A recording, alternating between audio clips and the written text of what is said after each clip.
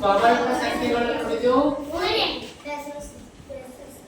ಆ ಸ್ವಾಭಾವಿಕ ಸಂಖ್ಯೆಗಳದಾಗ ಏನ್ ಮಾಡಿದೇವಪ್ಪ ಅಂದ್ರೆ ಸಂಖ್ಯಾ ಪದ್ಧತಿ ಬಗ್ಗೆ ನೋಡಿದೆವು. ಸಂಖ್ಯಾ ಪದ್ಧತಿದಾಗ ಯಾವ ಸಂಖ್ಯಾ ಪದ್ಧತಿ?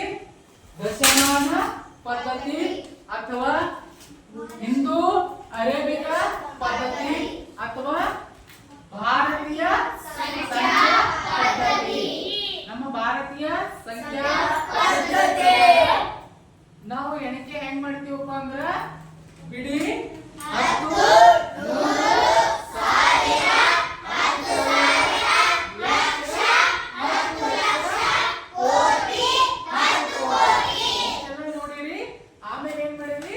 ಕೊಟ್ಟಿರ್ತಕ್ಕಂಥ ಸಂಖ್ಯೆಗಳನ್ನ ಎಷ್ಟು ಅಂಕಿ ಸಂಖ್ಯೆಗಳ ಆಧಾರದ ಮೇಲೆ ಆ ಸಂಖ್ಯೆಗಳಲ್ಲಿ ಇರ್ತಕ್ಕಂಥ ಮುಖಬೆಲೆ ಮತ್ತು ಸ್ಥಾನ ಬೆಲೆಗಳ ಬಗ್ಗೆ ನೀವು ಈಗಾಗಲೇ ಕಲ್ತೀರಿ. ಕರೆಕ್ಟಾ?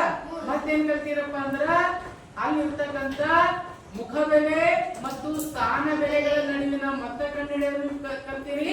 ಮತ್ತ ಸ್ಥಾನ ಬೆಲೆ ಮತ್ತು ಮುಖ ಬೆಲೆಗಳ ನಡುವಿನ ಗುಣಲಬ್ಧ, ವ್ಯತ್ಯಾಸ, ಮೊತ್ತ, ಭಾಗಲಬ್ಧ ಎಲ್ಲ ಕಲ್ತೀರಿ. ಹೌದಿಲ್ಲ? ಮತ್ತೇನ್ ಕಲ್ತೀರಪ್ಪ ಅಂದ್ರ ಪ್ರತಿ ಸ್ಥಾನ ಬೆಲೆಗಳ ಅವುಗಳ ಬಿ ಮೊತ್ತಗಳನ್ನು ಕಲ್ತೀರಿ. ಅದ್ರ ಜೊತೆಗೆ ಮತ್ತೇನ್ ಮಾಡಿರಿ? ಏರಿಕೆ ಕ್ರಮದಲ್ಲಿ ಬರೆಯೋದು ಮತ್ತ ಇಳಿಕೆ ಕ್ರಮದಲ್ಲಿ ಬರೆಯೋದು ಅದನ್ನು ಕೂಡ ಕಲ್ತೀರಿ. ಹೌದಿಲ್ಲ?